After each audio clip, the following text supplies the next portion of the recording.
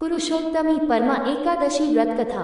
धर्मराज युधिष्ठिर बोले, हे जनार्दन, अधिक मास के कृष्ण पक्ष की एकादशी का क्या नाम है तथा उसकी विधि क्या है? कृपा करके आप मुझे बताइए। श्री भगवान बोले, हे राजन, अधिक मास में कृष्ण पक्ष में जो एकादशी आती है वह परमा पुरुषोत्तमी या कमला एकादशी कहलाती है। वैसे तो प्रत्येक वर्ष 24 एकादशियां होती हैं। जब अधिक मास या मलमास आता है तब इनकी संख्या बढ़कर 26 हो जाती है। अधिक मास या मलमास को जोड़कर वर्ष में 26 एकादशी होती है।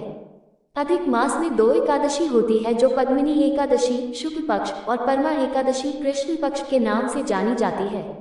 ऐसा श्री कृष्ण ने अर्जुन से कहा है। भगवान श्री कृष्ण ने अर्जुन को इस व्रत की कथा व विधि भी बताई थी। काम्बिल्य नगरी में सुमेधा नामक एक ब्राह्मण अपनी पत्नी के साथ निवास करता था। ब्राह्मण बहुत धर्मात्मा था और उसकी पत्नी पतिव्रता स्त्री थी। ये परिवार बहुत सेवाभावी था।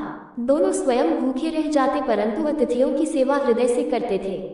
धनाभाव के कारण एक दिन ब्राह्मण ने अपनी पत्नी कहा, धनोपार्जन के लिए मुझे परदेश जाना चाहिए क्योंकि इतने कम धनोपार्जन से परिवार चलाना अति कठिन काम है।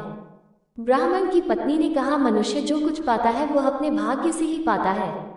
हमें पूर्व जन्म के कर्मानुसार उसके फलस्वरूप ही यह गरीबी मिली है, अतः यही रहकर कर्म कीजिए, जो प्रभु की इच्छा होगी वही होगा। पत्नी की बात ब्राह्मण को जच गई और उसने परदेश जाने का विचार त्याग दिया। एक दिन संयोगवश कौंडिल्य ऋषि उधर से गुजर रहे थे तो ब्राह्मण के घर पधारे। ऋषि कौंडिल्य को अपने घर पाकर दोनों अति प्रसन्न हुए। उन्होंने ऋषि की खूब आवभगत की।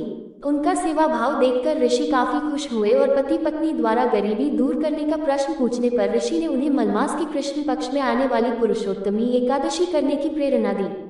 व्रती को एकादशी के दिन स्नान करके भगवान विष्णु के समक्ष बैठकर हाथ में जल एवं फूल लेकर संकल्प करना चाहिए। इसके पश्चात भगवान की पूजा करनी चाहिए। इसके बाद ब्राह्मण को भोजन करवाकर दान दक्षिणा देकर विदा करने के पश्चात व्रती को स्वयं भोजन करना चाहिए। उन्होंने कहा, इस एकादशी का व्रत दोनों रखें। यह एकादशी धन वैभव देती है तथा पापों का नाश कर उत्तम गति भी प्रदान करने वाली होती है। धनाधिपति कुबेर ने भी इस एकादशी व्रत का पालन किया था, जिससे प्रसन्न होकर भगवान भोलेनाथ ने उन्हें धनाध्यक्ष का पद प्रदान किया। ऋषि की बात सुनकर दोनों आनंदित हो उठे और समय आने पर सुमेधा और उनकी पत्नी ने विधिपूर्वक इस एकादशी का व्रत रखा, जिससे उनकी गरीबी दूर हो गई और पृथ्वी पर काफी वर्षों तक सुख भोगने के पश्चात वे पति पत्नी श्री विष्णु के उत्तम लोक को प्रस्थान कर गए। अतः हे नारद, जो कोई मनुष्य विधिपूर्वक इस व्रत को करेगा भगवान विष्णु निश्चित ही कल्याण करते हैं।